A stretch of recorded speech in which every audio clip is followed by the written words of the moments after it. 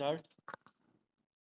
किसी भी देश की अर्थव्यवस्था के तीव्र विकास में उद्योगों की महत्वपूर्ण भूमिका होती है। औद्योगिकरण की प्रक्रिया तीव्र होने से एक और उत्पादन में वृद्धि, आधारभूत संरचना का विकास, रोजगार में वृद्धि, प्रति व्यक्ति आय में बढ़ोतरी, रहन सहन के स्तर में सुधार एवं गरीबी और बेरोजगारी के प्रतिशत में कमी आती है। साथ ही दूसरी ओर उत्पादन बढ़ने से निर्यात, विदेशी मुद्रा भंडार एवं भुगतान संतुलन में भी सुधार होता है। अतः अर्थव्यवस्था के तीव्र विकास के लिए तीव्र औद्योगिकरण की आवश्यकता होती है। जैसे जैसे आर्थिक विकास की प्रक्रिया तेज होती जाती है, वैसे वैसे राष्ट्रीय आय में प्राथमिक क्षेत्र का अंशदान कम होता जाता है और द्वितीयक क्षेत्र का हिस्सा बढ़ता जाता है। इसी औद्योगिकरण की तेज प्रक्रिया और प्राथमिक एवं द्वितीयक क्षेत्र में संतुलन बनाने के लिए सरकार औद्योगिक नीतियों की रूपरेखा तैयार करती है।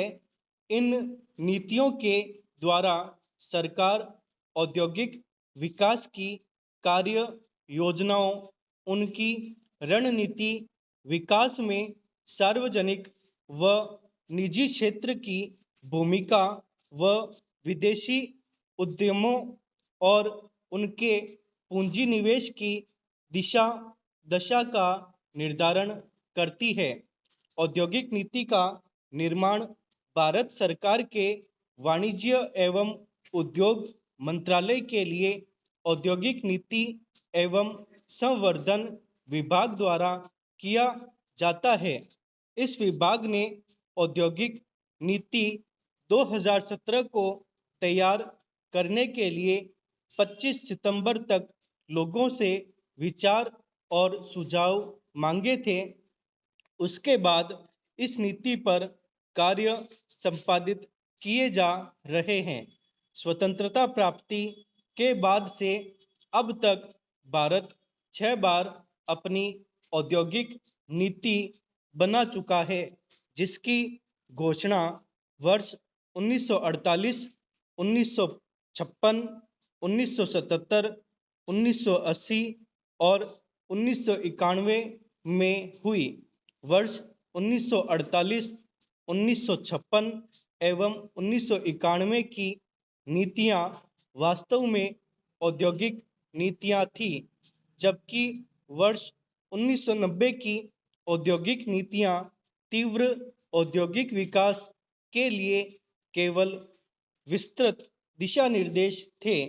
वर्ष 1949 से 56 की औद्योगिक नीति का उद्देश्य भारी उद्योगों का विकास करना, लघु एवं कुटीर उद्योगों को उच्च प्राथमिकता देना, क्षेत्रीय असमानता को कम करना और निजी एकाधिकार की स्थापना को नियंत्रित करना था तथा वर्ष 1991 की नीतियों का संबंध उदारीकरण, निजीकरण, वैश्वीकरण एवं बाजारीकरण मॉडल पर आधारित था।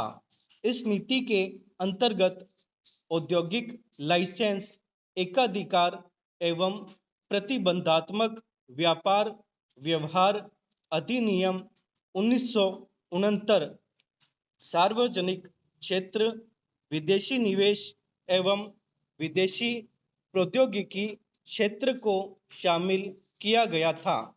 1990 के दशक की औद्योगिक नीति में महत्वपूर्ण नीतिगत परिवर्तन हुए। ये परिवर्तन उदारीकरण, निजीकरण और वैश्वीकरण मॉडल पर आधारित थे। इन इन मॉडल का मुख्य उद्देश्य विश्व की सबसे बड़ी अर्थव्यवस्था के साथ भारत की अर्थव्यवस्था को तेजी से विकसित करना तथा दूसरी अर्थव्यवस्था से आगे निकलना था। उदारीकरण का मुख्य उद्देश्य आवश्यक नियंत्रण एवं प्रतिबंध को हटाकर भारत व्यापार एवं उद्योग को उदार बनाना था। वर्ष 1991 की औद्योगिक नीति पर रूजवेल्ट की न्यू डील तथा रूसी क्रांति की इकोनॉमिक पॉलिसी का प्रभाव था। जिस प्रकार इस पॉलिसी का मुख्य उद्देश्य कृषि और उद्योगों में संतुलन बनाना तथा मजदूरी करने वालों, रोजगार देने वालों और उपभोक्ताओं के बीच संतुलन बनाना था, उसी प्रकार भारत में भी आंतरिक बाजार को समृद्ध और विस्तृत आयाम देते हुए अन्य देशों के साथ व्यापार बढ़ाने के लिए औद्योगिक नीति का प्रारूप तैयार किया गया। वर्ष 1991 की औद्योगिक नीति रूजवेल्ट की आर्थिक नीति उन्मुक्ति, परिलाभ तथा सुधार से प्रभावित थी।